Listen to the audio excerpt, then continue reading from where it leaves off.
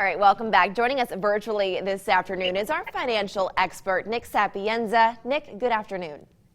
Hey, Taylor. Good to be back. It's good to have you. So today we're tackling kind of banking and investing apps. I know I've seen a couple of ads for some of these apps on TV, but I guess I'm asking, are they trustworthy? Yeah, I'd say so. In terms of security, yeah, I would say that's the thing. But are they trustworthy in terms of do they work out well for the end user? And yeah, they've grown pretty rapidly in popularity. The first one that came out, for example, that I can recall is Acorns, which came out in about 2012. So the ads that you're referring to, you've probably seen Ashton Kutcher in those ads.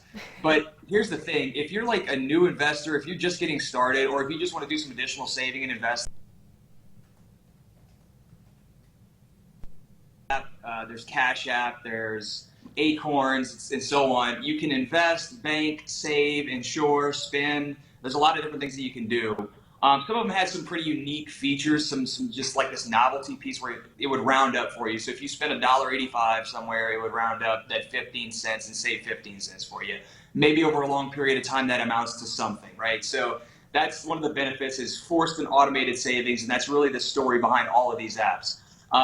Now they're starting to offer, rather than cash back or travel points, is stock back rewards. So you spend money, you get fractional shares of the stock back, which I think is a pretty interesting, pretty unique benefit. But Acorns, for example, I think it really comes down to use, preference, and the overall fee, right? Just making sure that you're getting the most out of it, but not missing the forest for the trees. They all have pros and cons, but the pros significantly outweigh the cons. So then there's also a new app that I'm a huge fan of, which I think was created in a college dorm room, but it's called Griffin. And every time I make a purchase somewhere, it goes in and buys $1 of that company's stock. So not going to get my hopes up, but I may or may not end up being the largest shareholder of Amazon one day. Get packages every day. So the bottom line is, whether it's Griffin or Acorns or Stash, yes, they're good apps to use. Yes, they have huge benefits to you over the long term, but it doesn't matter which one you pick. It would just pick one, set one up. It's incredibly easy to do it.